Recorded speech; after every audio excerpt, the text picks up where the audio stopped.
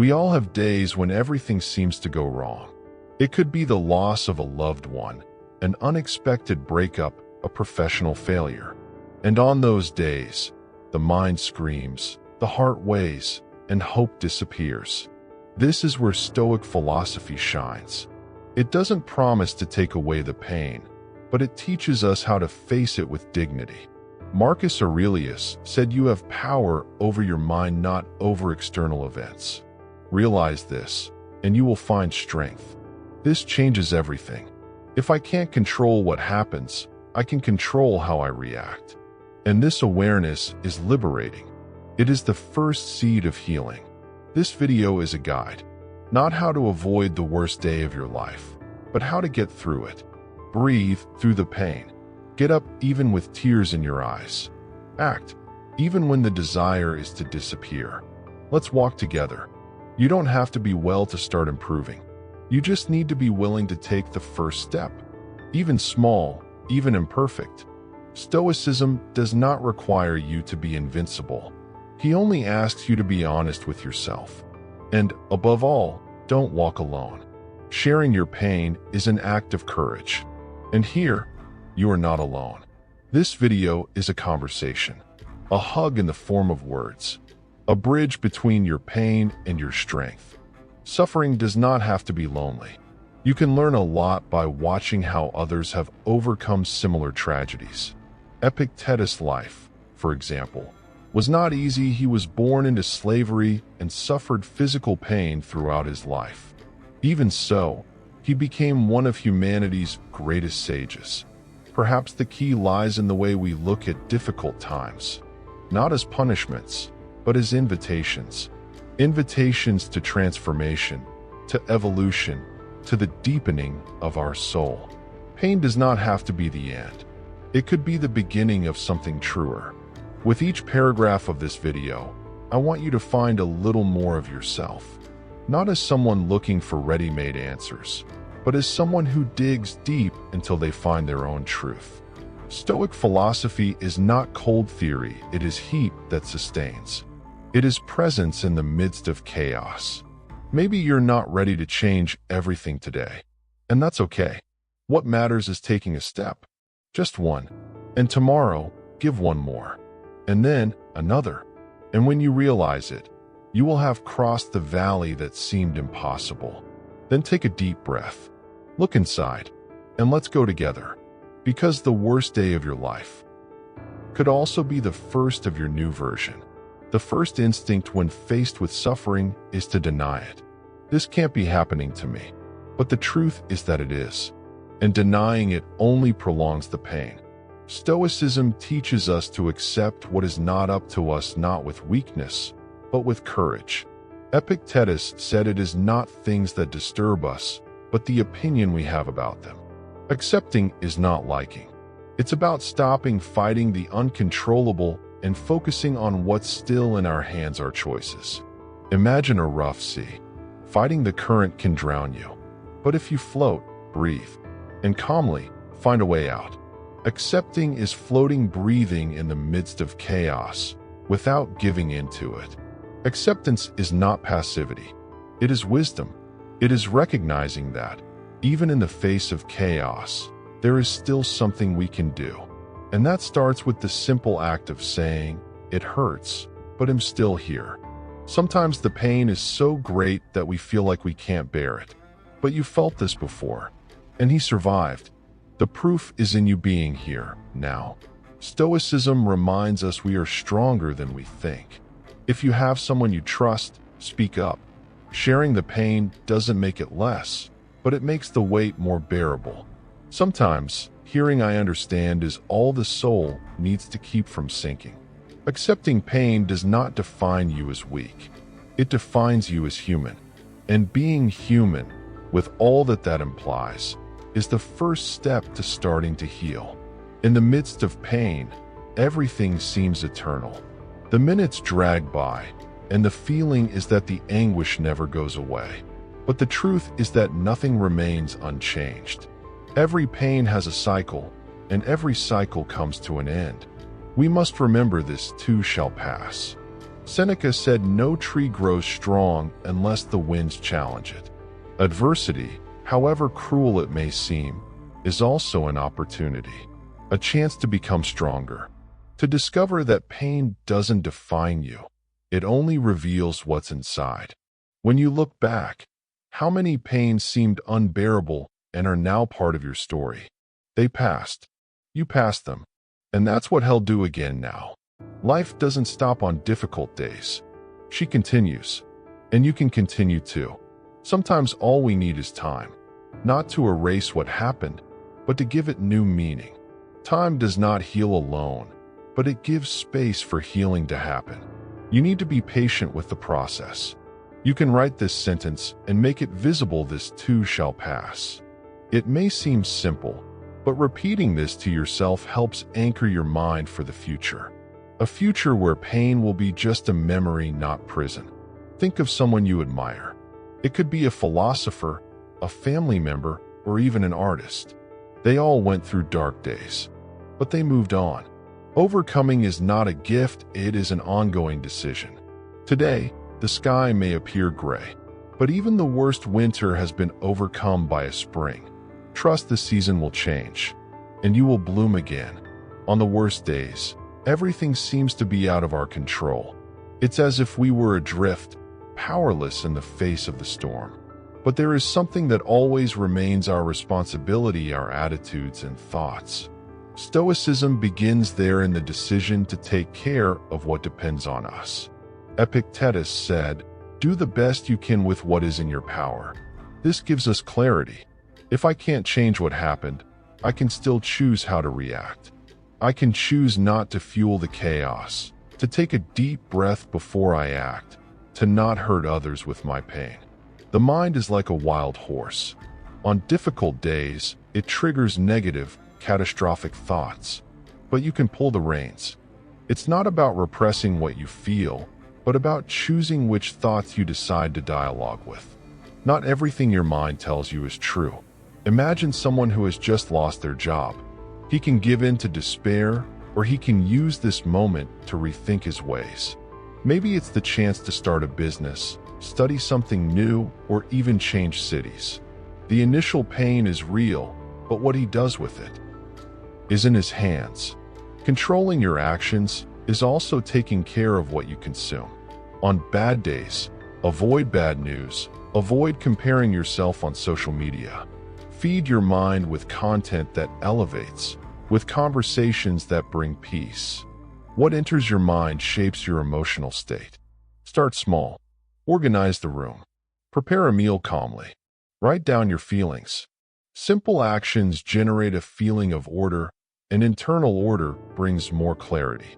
When everything is dark, turn on small lights with conscious attitudes. You are not what happens to you. You are what you do with what happens to you. And in that, there is always power. There is always freedom. And that is the essence of Stoicism. All pain brings with it intense energy. We can use it to sink or to grow. The choice is not easy, but it is ours. The Stoic learns to transform suffering into impulse, wound into wisdom, and fall into learning. Marcus Aurelius said the obstacle is the path. In other words, what today seems like a blockage may be precisely what moves us forward. The pain that paralyzes you today could be the same one that pushes you towards a new purpose tomorrow. Think about people who overcame losses and founded social projects, wrote books, inspired other lives. They didn't erase the pain, they gave it meaning. They turned crying into a seed of change. You don't need to change the world, but you can use your pain to change something around you. It might help someone going through the same thing. You can welcome, listen, guide. And in this gesture, healing itself begins. Pain only holds us back when we believe it is the end of the road, but it can be a portal, an invitation to a more conscious version of ourselves, a reminder of what really matters. Channeling pain does not mean denying it. It means giving her direction, one use, one sense, and that is deeply liberating. The energy that once held you back now moves you. Remember, the scar can become a symbol. of survival, of strength, of transformation. You are not the pain, you are what is born after it. When life hurts us without explanation, we feel like we are being wronged. We think, that's not fair. But the world does not follow our rules of justice. And expecting everything to be balanced in human ways is a sure path to frustration. Seneca said life is not fair, but it is not the injustice that hurts us, it is the expectation that it would be. This phrase wakes us up, because a lot of suffering comes from the idea that the pain was poorly distributed. But reality is indifferent to our preferences. Take someone who lost a loved one too soon. The pain is real, the anger too. But if that person insists on seeking a moral explanation for what happened, they may never find peace. Stoicism teaches that accepting the randomness of life is a step towards freedom. It's not about passively conforming, but to let go of the need to control or understand everything. When we let go of the search for answers, we make space for silence, to feel it, to live it despite the pain. You can choose to react with dignity even when faced with what seems unfair.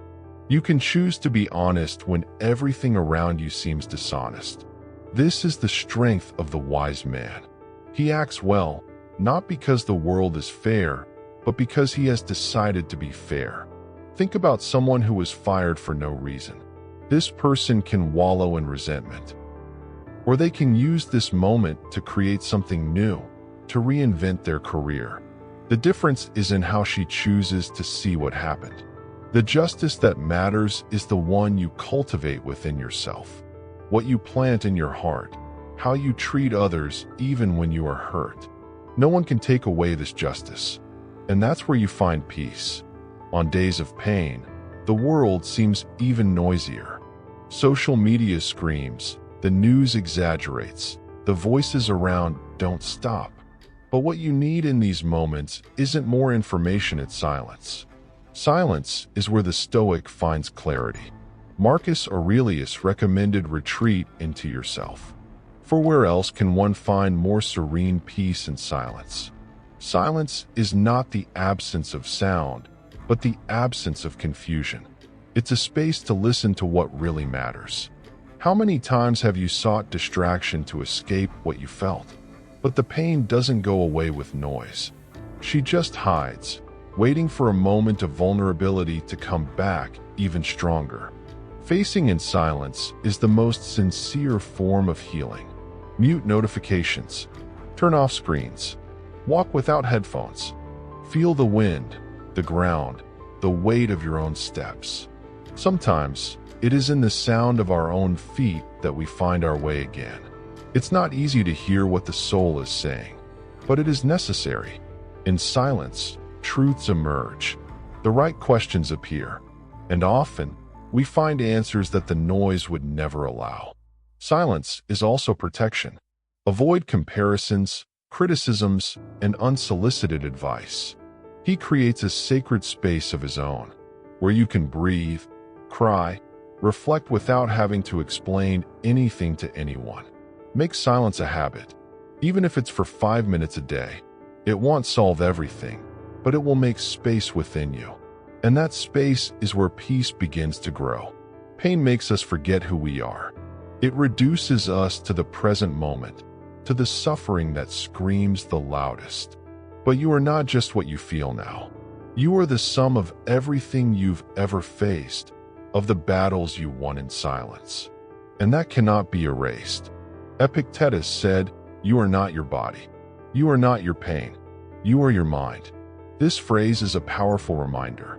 What you feel today is part of the journey, not the definition of your being. Pain is temporary, but its essence is permanent. When you're at rock bottom, look back. See how far you've come. Remember times when you thought you couldn't do it, and you did. This is living proof of your strength. You are more resilient than you realize.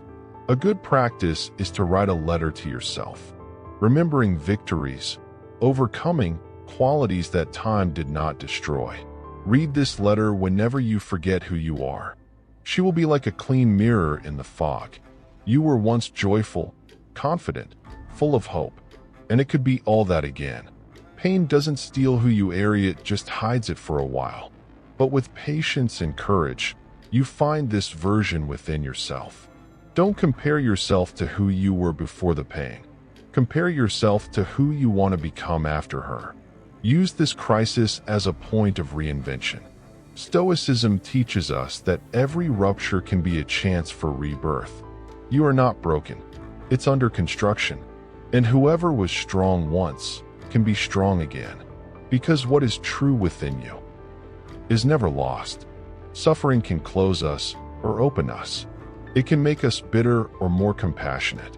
The Stoic chooses to transform his pain into service, into something that goes beyond himself. When pain becomes a bridge to help someone, it stops being a lonely burden. Seneca said, "As we help others, we heal ourselves." This is not a metaphor. It's real. When we hear another pain, our empathy grows. When we welcome, we become stronger. And when we share our story, it gains purpose. Think of someone who has experienced a loss and now works in support groups, or someone who faced illness and became a volunteer in hospitals. These people don't deny their pain, they channel it. And it changes lives, starting with theirs. Turning pain into service doesn't have to be grand. It can be a gesture, a listen, a piece of advice. It could be being there for a friend in silence. The value is in the intention, in the love that is born from the wound itself. When you give meaning to pain, it organizes itself within you. Stop being an ungoverned monster and become part of your mission. You understand that you went through that not just to survive, but maybe to light someone's path. Don't be afraid to tell your story. She might be exactly what someone needs to hear today. And you will realize that when you talk, you heal yourself too. Because giving voice to pain is giving yourself freedom. The pain you have experienced can turn into light, not because it disappeared, but because you chose to use it for something greater. And that is one of the noblest ways to win. There is a common illusion that we can only act when we are fully healed. But waiting for the pain to go away is like waiting for the sea to calm down before learning to swim. Stoicism teaches that we can and should continue even when we are injured. Seneca said, "It is not because something is difficult that we do not dare. It is because we do not dare that it is difficult." Action precedes motivation. Often, the impulse to continue only arises after the first step, even if this step is small. On the worst days, getting out of bed can be a victory. Send a message, make a coffee, go for a walk. These actions, however small they may seem, are signs of resistance, and each of them strengthens your spirit. Taking action does not mean ignoring how you feel. It means that despite the pain, you choose to follow. It means you recognize your fragility, but still don't surrender to it. And that choice is profoundly powerful. Think of an athlete who gets injured. He doesn't wait for the pain to go away to rehabilitate himself. He starts slowly, with limits, with care. The same goes for the soul. Rehabilitating yourself emotionally also requires movement. Movement heals. It activates new connections, generates new meanings, stimulates hope. When we stand still, the pain gains more space. But when we move, we show her that we are not defeated. Even if you can only take one step a day, take it. And if today is impossible, try tomorrow. The important thing is not to give up on the road, because it is by walking, even with tears in your eyes, that you find the light again. Pain alone teaches nothing. What transforms is the meaning we give to it. The Stoic does not romanticize suffering, but views it as raw material for growth. When pain gains purpose, it loses some of its weight. Marcus Aurelius wrote, "Everything that happens happens as it should." This doesn't mean that everything is good, but that everything can be useful, including what hurts. The key is to reinterpret facts in light of growth, not tragedy. You can turn a loss into a new outlook on life. A failure can turn into an experience for something greater. A humiliation can awaken a new sense of dignity. Nothing is wasted when we look wisely. It's not about forcing positivity, but about looking deeply. Ask yourself, what is this pain showing me about myself? What does it force me to review, abandon, rebuild? These questions free you. A simple example: a person rejected in a relationship can learn about self-love. It can develop your individuality. You can realize that you were placing value on those who didn't see your brilliance. Suffering becomes a mirror. It takes time to make sense of pain, but he arrives. And when it arrives, we realize that nothing was in vain. Every tear shaped us. Every silence taught us. Each dark night prepared us for the clarity of dawn. You can rename your pain. You can call it a rebirth, a reunion, an internal revolution. Because it doesn't need to be the end. It could actually be your big start. In moments of suffering, gratitude seems unattainable. But it is exactly in these moments that it matters most. It is not about being grateful for the pain, but about recognizing what is still good, which still remains, what still pulses inside you. Epictetus reminds us, as long as you are alive, be grateful. Life is a temporary loan, and even in chaos, there are still reasons to be grateful. A gesture of affection, a sunset, the simple fact that I was still breathing. Gratitude does not erase the pain, but it balances the weight. She is like a counterbalance in the heart. Next to sadness, you place recognition, and that changes the tone of the day. Change your perception. Change your energy. Start small. List 3 things you are grateful for today. It could be a hot coffee, a friendly message, a moment of silence. These anchors help the mind from drowning. They remind us that life is not all darkness. Think of people who, despite suffering, manage to smile. They don't ignore the pain, they expand the vision. They are not limited to the wound. They see the surroundings. The Stoic learns to look beyond immediate suffering. Gratitude is an exercise. The more you practice, the more it grows. At first, it may seem forced, but over time, it becomes habit. And when gratitude becomes a habit, suffering does not disappear, but transforms. On the worst days, hold on to what still shines. Be grateful for what's left, for what's left, for what's reborn. Because there is always something. There is always a spark. And where there is gratitude, there is light. After the worst day, there is no obligation to go back to the way you were before. You can rebuild yourself differently, better, more aware. Pain destroys us, but it also makes room for something new to be born. And this process requires courage and time. Marcus Aurelius said the soul is strengthened by facing difficulties. In other words, pain is the ground where strength is cultivated. There's no need to rush. Presence is required. Every little step counts. And each step is an act of resistance and hope. Starting over is not forgetting what happened. It's honoring pain by giving a new direction to life. It's admitting that something has been lost, but that not everything is lost. It's finding meaning even in the ruins and planting the seeds of what's to come there. You don't need to have all the answers now. You just need to walk honestly, even if slowly, even if stumbling. Reconstruction is not linear. It has curves, pauses, and restarts. And it's okay like that. Avoid demanding perfection. You are learning to live with new scars. And that requires kindness to yourself. Like a garden replanted after the storm, your soul will also flourish with patience and light. Look at yourself with welcoming eyes. See the strength that remains. See the hope that insists. See the beauty that endures. You survived, and now you can reinvent yourself at a different pace with another vision. The worst day of your life could have been the milestone of a new story, not of eternal suffering, but of profound overcoming. Because rebuilding is an act of self-love, and no one can take that away from you. Now that you've come this far, The most important question is, what are you going to do with all of this? Will you let this knowledge be lost over time? Or will you use it to transform your life? Stoicism is not only revealed in books, but in everyday choices. How many times have you survived something you thought was impossible? How many old pains today seem small compared to the strength you gained? What if, instead of running away from pain, you welcomed it as part of your evolution process?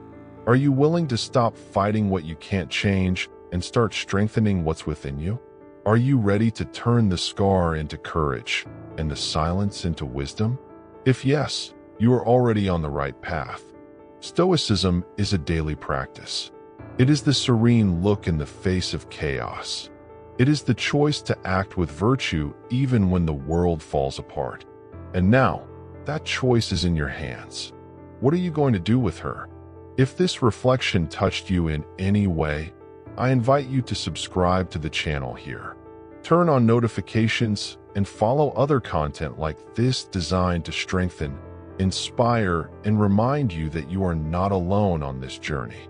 And tell me in the comments which of these lessons spoke to you the most today. Which one do you plan to apply this week? Let's talk. Your experience can help others who are also struggling to survive the worst day of their life.